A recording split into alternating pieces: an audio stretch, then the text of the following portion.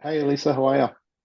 Hi. Hey, so I was at the Australia New Zealand IAPP Privacy Summit a couple of weeks ago and wanted to talk to you about that. Want to talk about the AI Act in Europe as well. So, it's an international edition of the Privacy Huddle. So in Australia, we had a couple of big data breaches, high profile. It was a telco, it was a health insurer, and it affected 40% of the population. So consumers, Aussies are on edge, and you can start to see it in the laws that are coming out. So the laws are principles based, and we're waiting for some details.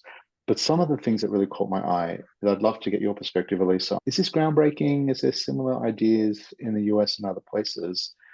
Australia has a Privacy Act already, and they're just amending that. There isn't going to be a different data privacy law. But there's a definition of personal data in there, and they're expanding that definition from data about people to data that relates to people. And it just feels a ton broader. Oh, yeah. Yeah. That's where we're at. It all started with data breaches, data security, protection Mhm. of data, and then data use is the privacy part of it. And when you start looking at data use, what is about a consumer, what is related to a consumer, particularly in a digital sense, it's so well beyond your direct contact information, your direct photos. It's how many degrees of separation that are really personal and that really do create and identify a profile that is processed and used and it may be monetized, and really that you have responsibilities around. You can't pretend that it's not personal information. So I think that's a trend line we are seeing. Pick a country, very much following that trajectory. When they talk about data collection, they say data collection includes inferred data, right, which is kind of what you're saying, but also generated data, which for me, I read that as AI generating data. Maybe we're paving the way to some detail there. That's really where we're at. I mean, we've seen that in California. Gosh, how far back was it? Over a year with California Attorney General on inferences. We've seen Washington Attorney General talk about inferences. Generating data is prediction. And if you think about all of the focus on generative AI, of course, but any kind of automated decision-making technology. Last Friday, we had the California Privacy Protection Agency. They had their meeting. We've got these draft pre-rules on automated decision-making, risk-based risk assessments. And a lot of that is really on predictions. And what are Hmm. predictions based on? We are inferring what you may be interested in. We are inferring what your habits are, where you may be. This is all about how do we use data, big data, in a way that we are taking action on it that affects a person.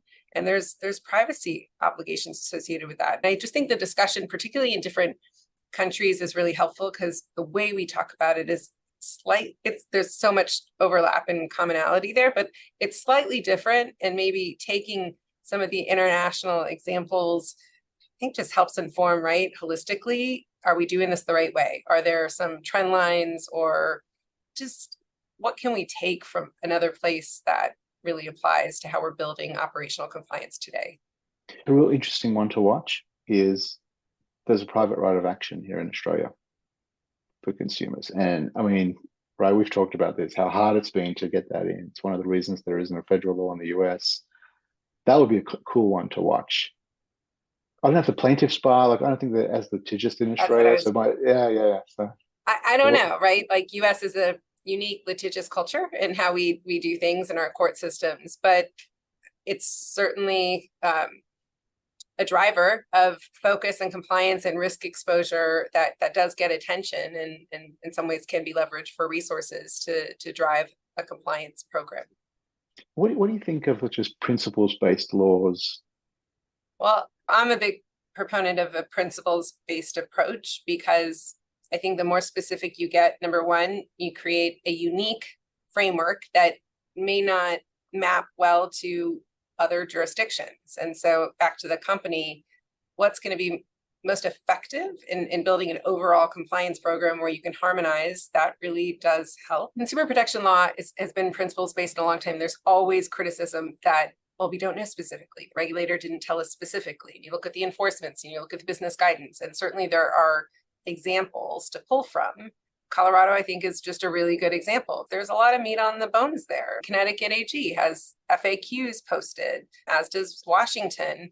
the flip side to that is you have a state that shall not go named, where you have hundreds of pages of rules. And I think you're setting up companies for failure. What problem are we trying to solve? And there's got to be some happy medium there. So it's all an experiment. We'll see kind of which is the best way going forward. I've been on that journey for sure. I used to look for more detail, and actually the principles-based North Star, be transparent, do the right thing with data, do what you said you're going to do in your policy. Right. Like feels It's right. culture. Yeah, is it? Yeah, Culture and contextually. leadership. Yeah. I'm with you. Okay, we'll keep watching that one. So what about in Europe with the AI Act? What are the quick highlights there?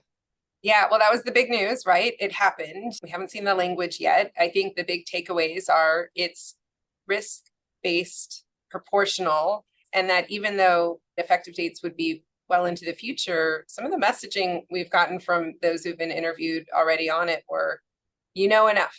You know enough now. If you're not incorporating that into your practices now and really taking into account and not waiting till a future effective date, that doesn't go unnoticed. That echoed what we heard from California. It's that tough thing because you don't want to build a compliance program, spend a ton of money, and then have to make a hard left or right when the language ends up being different. So I think if I pull out, it's focused less on the minutia and more on what is the overall. That's risk assessments, like tracking the modeling, how you are using the purposes, right? A lot of those fundamentals that we know from privacy, and backing it up and making sure you've got a process that really accounts for that. We saw that in the California draft rules as well. So I think that message is loud and clear. And of course, they can do more than an executive order can do, which is kind of broad strokes. But I think overall, we're all going in one direction. So privacy is not going away. Is that what you're saying? It's not a fad. It's supersizing. Well, look, thanks. And I appreciate you doing this with us all year. This is the last one for this, but I'll see you in the new year. Appreciate it. Yes.